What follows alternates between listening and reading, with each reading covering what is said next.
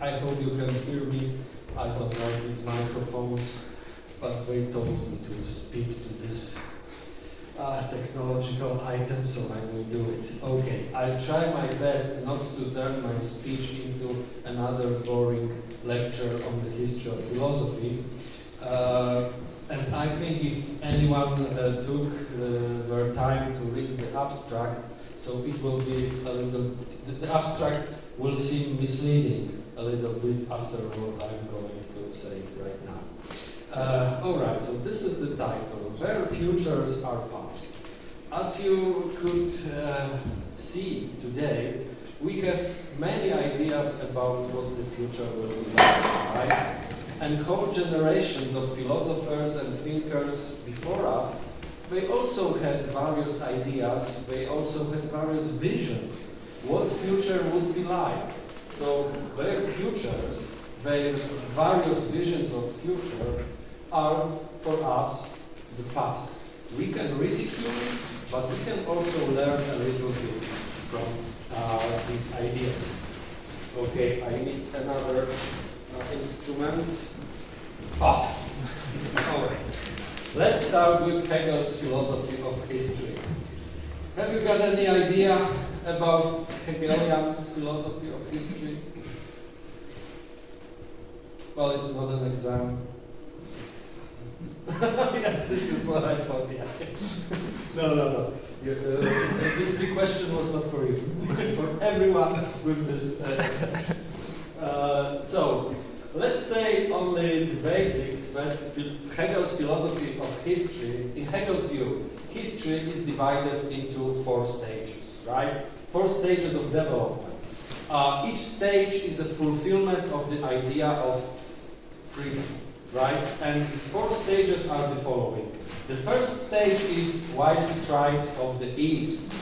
Among those wild tribes of the East, according to Hegel, the only free person is the ruler, the monarch, the leader who leads the tribe. The second stage, we'll go through it very briefly. The second stage is Greece. In ancient Greece, as Hegel says, all the citizens were free. The third stage was Roman Empire. In Rome, everyone was free, almost with the exception of the slaves, right? And then we have the fourth stage, which is the Christianity, the Prussian stage, the Prussian state and the Prussian stage, which is the final stage of history where everyone is virtually free. And as you can see, Hegel's philosophy of history, as philosophy of history usually, is past-oriented, is oriented towards the past. But not far from Hegel chronologically, we have the young Hegelians, and this sentence from the, this is the famous 11th thesis on Feuerbach, which says, philosophers have hitherto only interpreted the world in various ways. But this is not the point. So this is what Hegel has done. He looked into the past. This is not the aim of philosophy, because he only interpreted the past. But what is the real aim of a philosopher is to change the world. So philosophy should be future-oriented. And the young Hegelians, with Marxist philosophy on the top of it, has really intended to change the world, to take advantage of this famous sentence. But they were not the only ones. And among them, I'd like to draw your attention to a story of Polish Hegelians who had a little bit different ideas about the future. This is my speech today is very remarkable because this is probably the worst presentation ever in your life. So what I intended to show here is a chronological line of history in the 19th century, of Polish history of the 19th century. A few words about it are essential for my conclusions. So, as you can see, or maybe you can see it here, in 19th century Poland was basically absent from the maps of Europe. Poland has ceased to be a political entity, because it went under tripartition or dismemberment by three neighboring states, Russia, Prussia and Austria. Right? So Poland ceased to exist. And almost each generation of Poles in the 19th century had their uprising or insurrection. Kościuszko insurrection in the final years of the 18th century, November uprising, 1830, the January uprising, 1863, and finally, after the World War I, Poland regained independence. 1831 is also a very important date here because it's the date of Hegel's death. And I decided to focus on two Polish philosophers. One of them is August Cieszkowski, who lived from 1814 to 1894, and the other one is Wincenty Lutosławski, who was born on the very year of the January uprising, 1863, and died in 1954. So a very long and fruitful life. Yes. In the title of my paper, you could see the word Messianism. Could you? Yes. Let me check. Messianists. Yes. What is Messianism? Messianism is not frequently connected to philosophy. This is the term which is rather connected to religion and basically to Jewish religion. What is a Messianism? Messianism is some kind of religious current or a religion itself or a philosophical idea which deploys the term of Messiah. What is a Messiah? What is or who is a Messiah? A Messiah could be a person or some nation or some community which will lead some kind of salvation to humanity or a nation or religious community. As you know, in Jewish religion, they are still waiting for a Messiah, right? And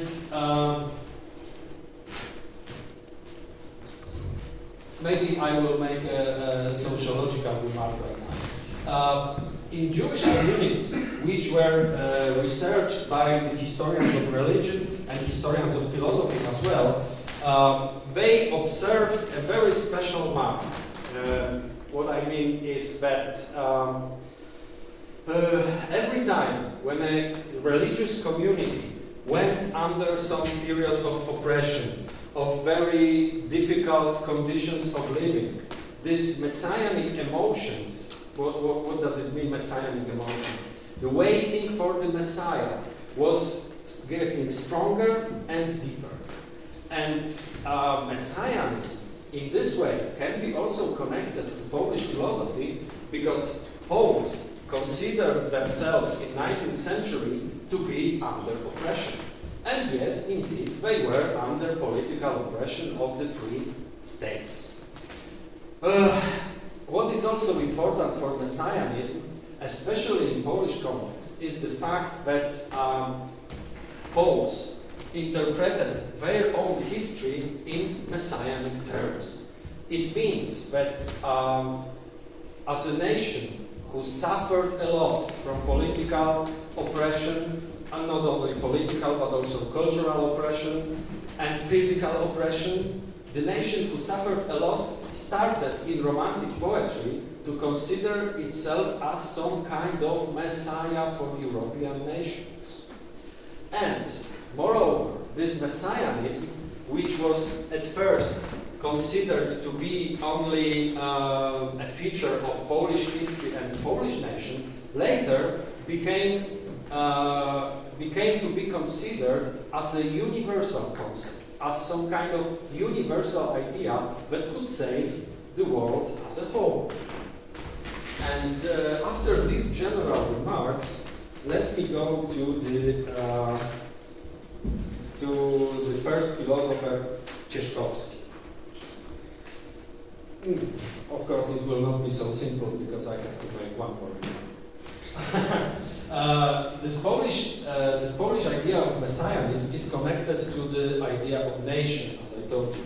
And idea of nation is, and philosophy, even the philosophy of nation, is something very unique and important in Polish philosophy of the 19th century, because in the 19th century there were not many Poles who were doing political philosophy, because Poland was not a political entity, right? So they considered it to be useless to do political philosophy, but there was still Polish nation. So they considered it to be very useful to do something like philosophy of nation. And this philosophy of nation was greatly connected to the messianic ideas. And let's go now to what I promised, to the first philosopher.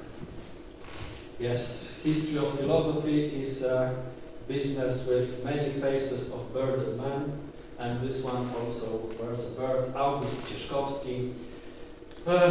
Though these are only very basic information about his fruitful and also long life, he studied in Berlin under tutelage of Karl Ludwig Michelet, a Hegelian philosopher who was the editor of Hegel's lectures published posthumously.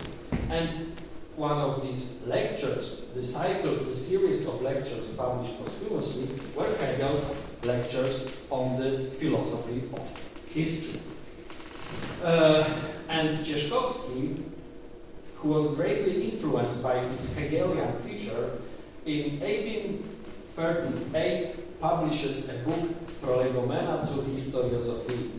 And this book was a very important contribution of a Polish philosopher to the development of Hegelian tradition in Germany.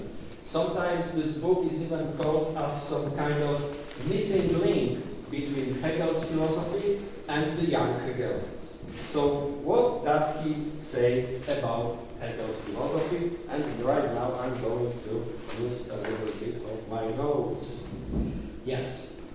So he says that he wants to do some criticism of Hegel, and in this case he will do also a criticism of philosophy in general, because Hegel has done almost everything, has achieved almost everything that could be achieved in philosophy considered as philosophy. But he has many merits, but also many, with Hegelianism, they are also connected many disadvantages. For example, Hegel divided history, as I said, into 4 periods. And dividing history into 4 periods, this is what Cieszkowski says, is something very contrary to Hegelian method. Because as you know, the divine number of 3 is omnipresent in Hegelian philosophy, in his dialectical method. So Cieszkowski says, this is illogical, incoherent to divide history into 4 stages, while the method used in doing philosophy by Hegel is a trichotomic method. And one more disadvantage of Hegel's philosophy of history is the fact that in his philosophy of history, Hegel was unable to embrace the future. And the future was especially important for Poles in the 19th century, because suffering from political oppression, they could only look into the future as some kind of sphere, a realm where something can change, right? Because if we stop philosophy of history in present times, then any change is impossible. But if we look into the future, everything is possible. And thus Cieszkowski is more Hegelian than Hegel himself, and he divides history in his Prolegomena zur Historiosophii. He divides history into 3 stages. 3 stages, which is more Hegelian, it says. So, what are these 3 stages? First of all is the past, of course. He says that the past is the antiquity, the ancient times. This is the age of feeling, of natural emotions. Then the second stage is the Christian era. This is the time of thought, of reflection, and also something very painful, because he observes that Christianity brought to European and universal intellectual history painful dualism. The dualism, first of all, touching every human being. This is the dualism between the body and the soul. And then we have the third era in the philosophy of history. What is it? This is the future. This is the future. And future is for him the era of action. This will be the reintegration of feeling with thought, of nature with spirit, reflection with emotion, and it will result in the very important creative acts. And these creative acts will allow humanity, starting with every individual being, will allow humanity to change the world. So to influence the future. To influence the future. And what maybe it could be important for philosophers to know what will be the role played by philosophy in future. Well, philosophy, according to what he says, philosophy as philosophy has ended with Hegel. New philosophy will have to be something completely different. And this new philosophy, this completely different philosophy, will be philosophy of reintegration. Because, well, I don't know how the situation was in, among Czech philosophers in the 19th century, but in Poland and to some extent also in Russia, not to mention Germany, in the 19th century, philosophy was almost identified with Hegelianism. But Hegel was the philosopher, right? The philosopher. If someone was doing philosophy, he must have at least read Hegel's writings. So Cieszkowski says, philosophy, as Hegelian philosophy, philosophy focused on human reason and focused on the thought only, will have to cease to exist. Because future philosophy will be the philosophy of reintegration. It will not only be the thinking, but it will also be thinking combined with emotions and combined with action. With action. So please be reminded about this. The point is to change the world. To change the world. Alright. So much for this work Prolegomena zur Historiosophii, and I have to say something more about his opus vitae, Ojcze Nasz, Our Father. The first volume of this book was published in Paris in 1848, and subsequent parts only posthumously. He meant this book to be some kind of exegesis of Pater Noster, prayer, Our Father, and this was a book written in a completely different style. First of all, when he was in his stage of his development as a Hegelian philosopher, he wrote in the language of philosophy, of this philosophy as reflection, as thinking. So he wrote in German. But his second work was written, this one, not the second, but the most important one, was written in Polish. Why in Polish? Because he directly confessed that he thinks that this work will be completely incomprehensible for Germans. Right? So there's no use to write this in German. He wrote this in Polish. And in this work, he developed his idea of history and his idea of future. And this book was considered by him as inspired, of course, by Christian religion and maybe by God himself, because he wrote in this book the following words. You know, he addresses God himself. You know that I'm writing under your inspiration. Right? Almost like the Confessions of Augustine. You know that I know that it's your inspiration. Right?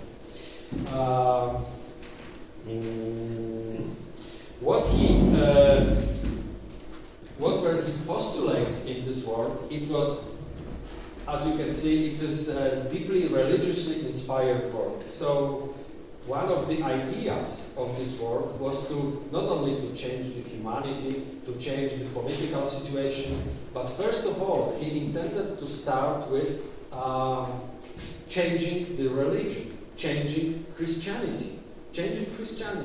because Christianity for him, and he was not completely wrong saying this, was a great intellectual power shaping Europe. And without changing the face of Christianity, it was impossible to change the Europe itself. I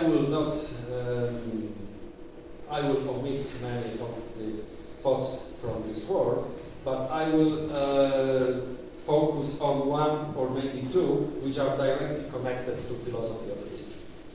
I guess that you have read some parts of Bible at least, so you know that when the snake, what the snake in paradise says to the first parents.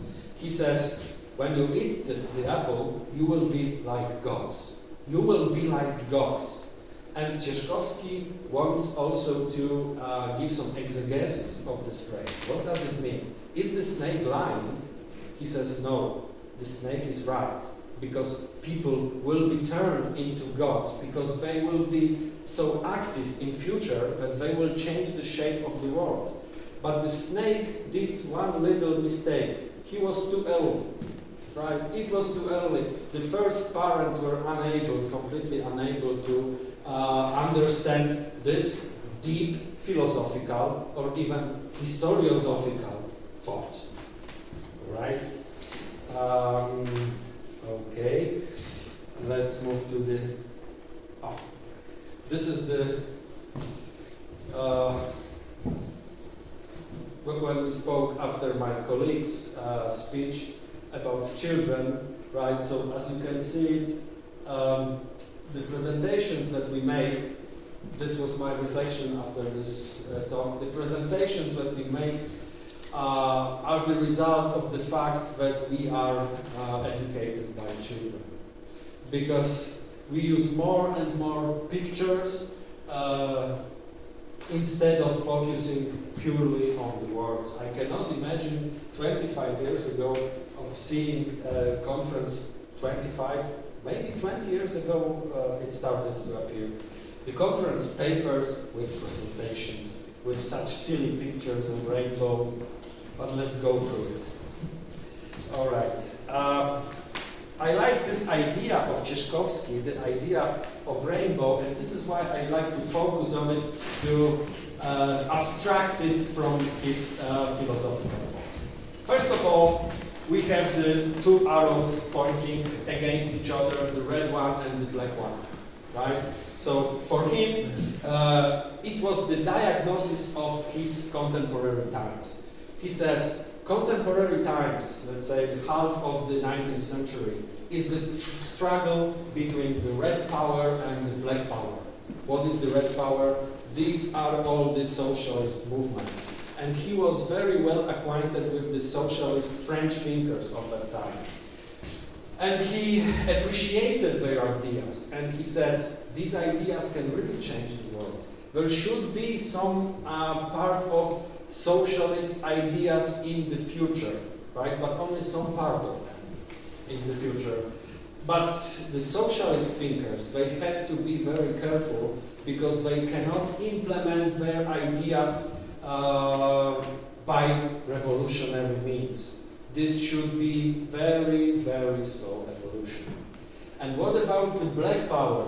Black power for Cieszkowski, this is the Jesuitism, or Christianity, Roman Catholic faith, which was for him something focused on, maybe not focused on, but it was something revealing its nature by hypocrisies, by deceit, and he identified the Catholic Church with the negative features of the popularly conceived Jesuitism.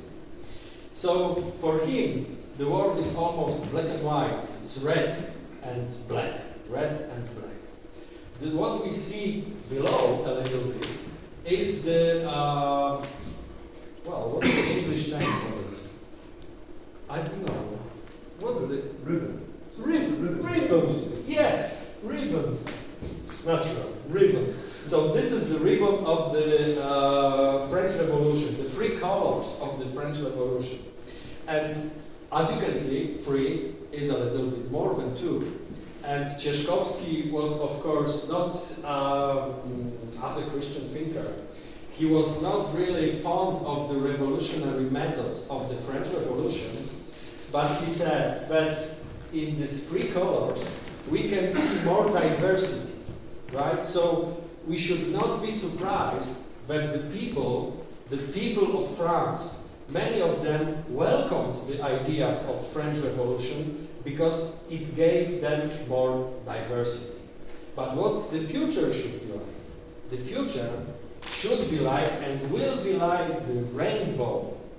This is what I especially like in Cieszkowski, especially, I don't know how it is in Czech Republic, but in Poland this symbol of the rainbow is under constant attack on political ground. But the rainbow for Cieszkowski was a symbol of the humanity of the future. So it was the past, the struggle, the first attempt to reconcile the opposing powers, reconcile and make them more diverse. But then we have to go to the rainbow, yes. Go to the rainbow, and what is the rainbow for him? What is hidden under this symbol? He says, this is the symbol of humanity of the future. It reconciles all the colors. It multiplies them. It does not exclude any, does not condemn any, and needs them all to be complete. So diversity of humanity is something indispensable for humanity to be complete. And rainbow, one condition of the rainbow to come into being is, of course, the light. And light, for him, is a symbol of transparency. Transparency in political life. So, I think that when we think of diversity and transparency, so this Hegelian philosopher is not that old as he seems at first. Okay, so much for Cieszkowski. This screen is just to let you know how complicated I'm not going to discuss it all over, but this is just to let you know how complicated were various philosophies of history in the 19th century Poland. As you can, here we have the names of the philosophers and thinkers: Hegelians, Trentowski, Cieszkowski and Krasiński. See how much industry they used to divide history into stages, epoch, eras, and so on. We have divisions, subdivisions, and so on and so on. These are very complicated structures. The first one, who is on the top, Hegelianism, this is important to say here, he was of Czech origins. And maybe this is also important to say today, that he considered history, he considered the future to be the possibility of happy future for humanity, and especially for Slavic nation, was to fulfill one condition, that the Slavic nations and maybe the humanity in general will be led by Russian Tsar. This was one of his ideas. So let's skip him quickly to the second scholar. Okay, let's go quickly through Cieszkowski. Famous Plato scholar. At the turn of the 20th century, he was the most famous Polish philosopher. He was fascinated by Polish Romantic and Messianic movement, including Cieszkowski. He visited the son of the philosopher Cieszkowski, and he read many manuscript papers, and he was also inspired in his own works by Cieszkowski, the older, the philosopher, but I will not talk about it. So this is another childish screen, because I know I have to finish. So I will not talk a lot about Litosławski's ideas. I will focus on two only. First of all, he considered national messianism and national philosophy as something that should be implemented in every national tradition. Because for the early 19th century Messianists, Poles were the chosen nation, which would suffer and somehow save humanity, but let's leave it as some specific feature of their times. But Lutosławski was a person who traveled all around the world. He was invited to lecture in the United States, in Western Europe. He lectured at various universities. His work on Plato was discussed by German, French, English, Italian, well, by scholars in entire Europe. So he was aware of many philosophical traditions. He was a very well-versed man in philosophical literature. So maybe I could say that his perspective was a little bit broader, right? And for him, national philosophy and national messianism should be something inherent to every national tradition, to every national history, and to the development of every nation. But the most basic feature of his thinking about the future is the necessity to be deprived of egoism. Because for him, every nation can be a wonderfully functioning being on the condition that its individual members will be deprived of egoism, and the same can be translated on the higher level, but every nation, if deprived of egoism, will contribute to the humanity in general, and thus humankind will live in constant and eternal peace, and so on and so on. We would love it, right? But it's not so easy to be deprived of egoism, and he was also aware of it. But I'd like to draw your attention to this one little book from the 1910, which is also philosophical, but also very practical and technical.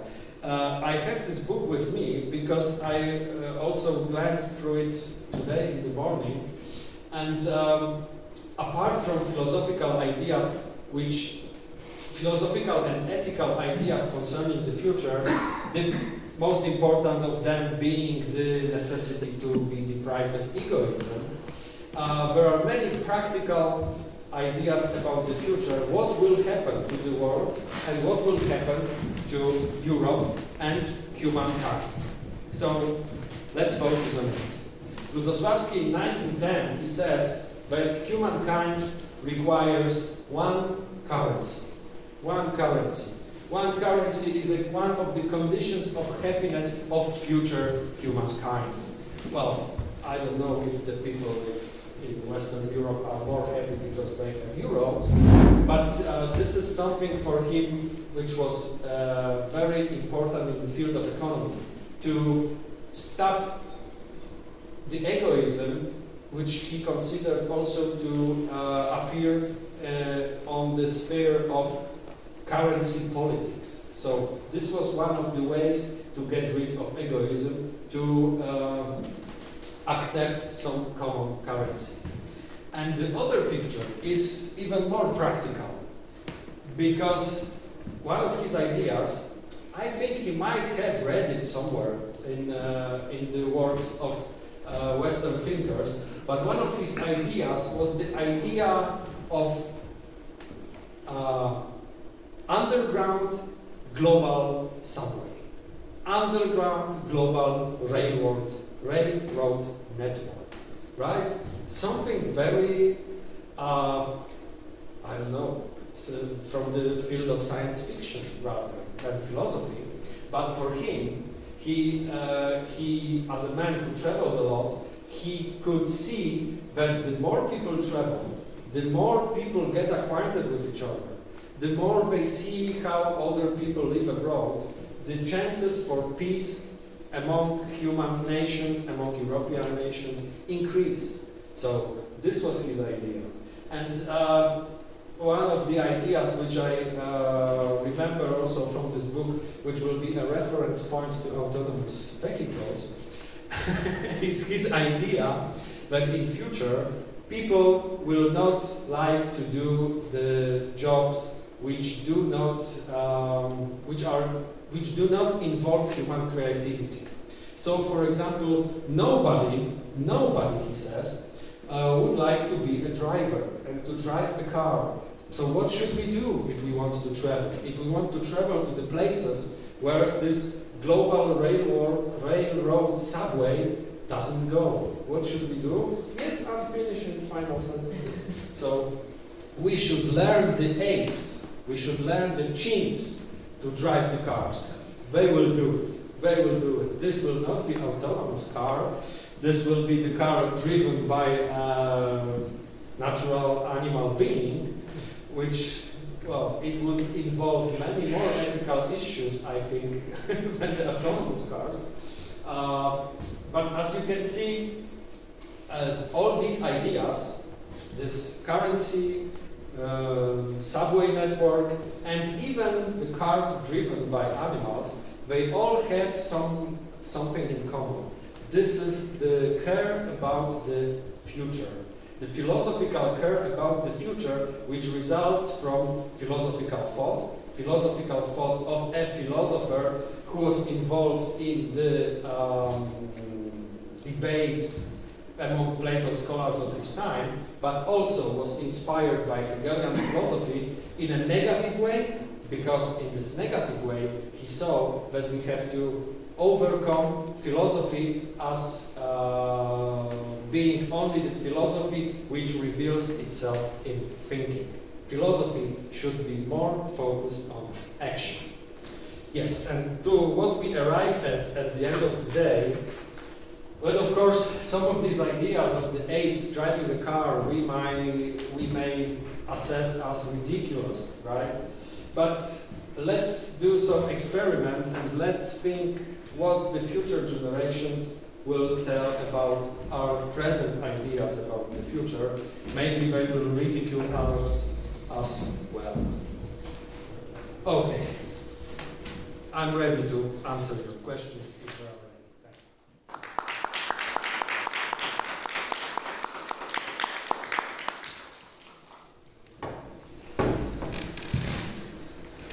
So, thank you for a very interesting talk. So it's time for Q&A. So, do students first have any questions?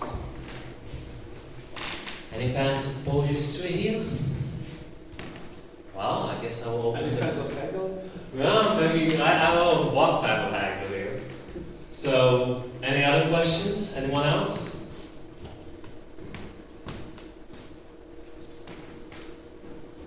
Okay, so if they have no questions, then I will have a question, right? So you talked here about, that they all imagined like an international railway, and they imagined that maybe they could have autonomous vehicles, but you also decided to cut your presentation, show that these Messianists have any other like interesting ideas about the future or the other technologies that could be in the future. Technologies. Well, yes. Well, I'm a technology guy, so okay. So this small book is full of such ideas, which are very practical, and sometimes it's difficult even to see that they have some philosophical background. For example, what was very important for him is the work in a library, right? So for him, library of the future was a library where everyone could have a single quiet room, not only a room with a desk and a chair, but also with a bed and with the possibility to order a meal. Great idea, right? So we're still going to it. We don't have it. We're still going. Well, with the internet you're kind of close. You can order a meal and you have your own bed, but I guess it's not your own quiet room, but you can access it from other ones. Yes, but you have also, when you work at home like this, you have a barking dog, shouting neighbors, and so on and so on. Like he imagines that there will be something like, let's say, a temple of intellectuals, when they will happily and quietly do and pursue their work. So this is one of them. But all of this was on the condition that people will be devoid of egoism. Okay. Well, thank you for answer. So did anyone come up with any question that they want to ask? Okay, we have a question there. So, your presentation was about the history of Polish philosophy, mostly the 19th, 18th century. And so, about the Messianism, are there any footprints of it in the current political situation in Poland? Are there any camps advocating or upholding the Messianism? Is Messianism playing any significant role in the current political scene of Poland? Because the elections are ahead of us. This is a provocation, yes. I will not. Well, I can say something about it, certainly. Yes, yes. Don't record it, please. Turn it off. No, I will not comment on the very current situation, but this Messianism for me was especially vivid when Poland considered joining European Union, right? So it was, for example, in Cieszkowski's spot in 19th century, he was thinking about Poles as some nation who is suffering greatly, right? And also the Romantic poets have very similar idea. The nation that is suffering greatly, but in future will do something great for Europe. Just like Jesus, right? He suffered on the cross, but he saved. He was the savior of the humankind. And something similar appeared in political discourse when Poland wanted to join European Union. Many people were against doing it because still there was this narrative about, very vivid narrative about the morally spoiled Western civilization, right? But there was something positive. There is a mission to fulfill because Poles will renew the moral face of European Union because they will bring Christian values and so on and so on. And of course, we are smiling or even laughing at this idea, but thanks to this idea, most likely the Poles vote for joining European Union, right? Because they were encouraged by the church to go and to vote, because this will increase the influence of Polish Catholicism on the Western world. Right? For me, it sounds crazy today, just like it did several years ago, but it worked. On political niveau, it worked. But don't ask questions like this anymore. But, you're abroad, it's a free speech. Yes, but Pavel is recording. So, anyone else have a question? Okay, we have a question there.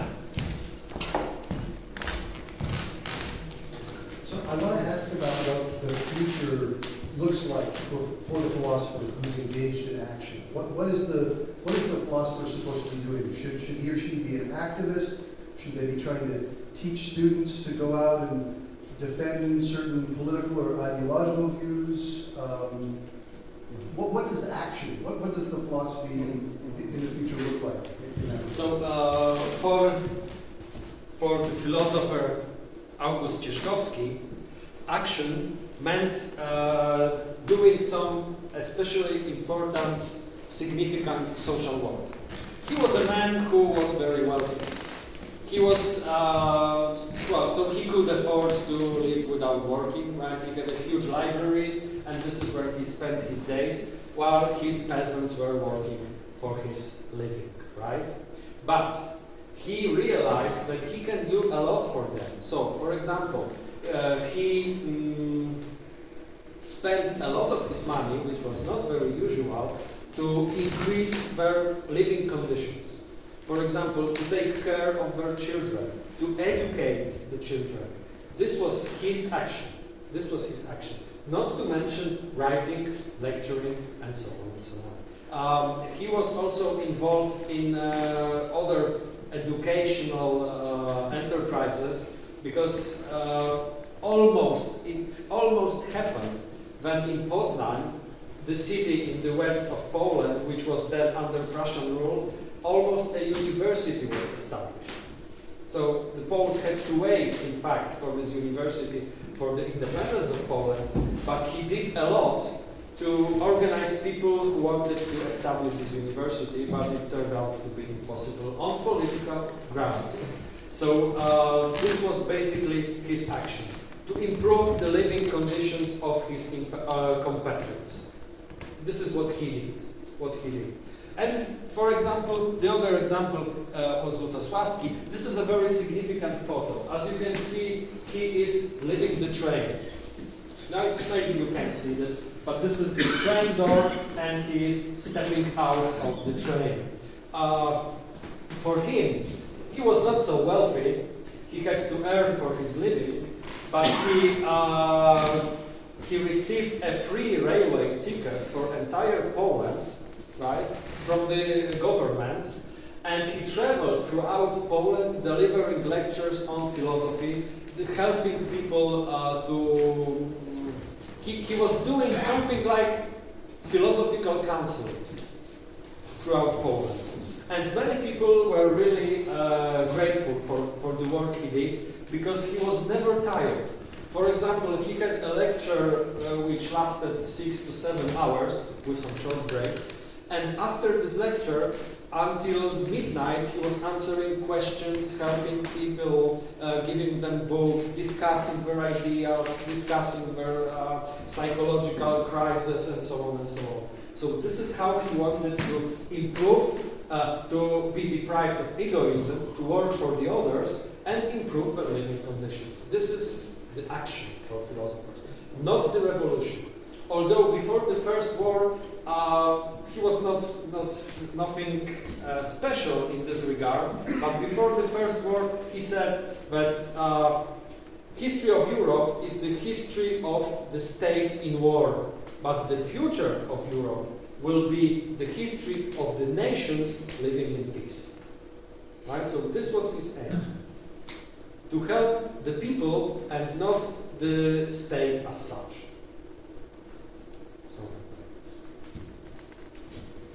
Okay, any more questions? Okay, since we still have some time, I will have one more question. Okay, so you started at the beginning with the Hegel, but then you sort of switched to this idea of the future, right? And at least for me, it was not very familiar with the Hegel. I'd like to kind of know how can be something like an international metro or underground train, right? That's what we talked about. How can that be a realization of Hegelian ideas? Right? Because I usually connect Hegel with the idea of society and how we have to that sort of thing. Right? But I don't want to connect them with these technological inventions and so on and so forth. So I would be sort of interested in what way is it realizing Hegel's ideas? Well, with Lutosławski, the connection with Hegel is not so easy to indicate, right? Because there were some stages between Hegel and the 20th century thought, right? The connection between Hegel and 19th century Hegelians is very easy. But then the idea of philosophy of nation and Messianic philosophy developed and changed and evolved. So for him, the connection with Hegel is obvious in one regard, at least. This is the look towards the future. This is where philosopher should direct his actions, because the point is to change the world. So let's change it. Let's change it in various ways, as far as we can. This is it. So thank you for the future depends on us. Thank you. Well, that's true. So thank you for your answer.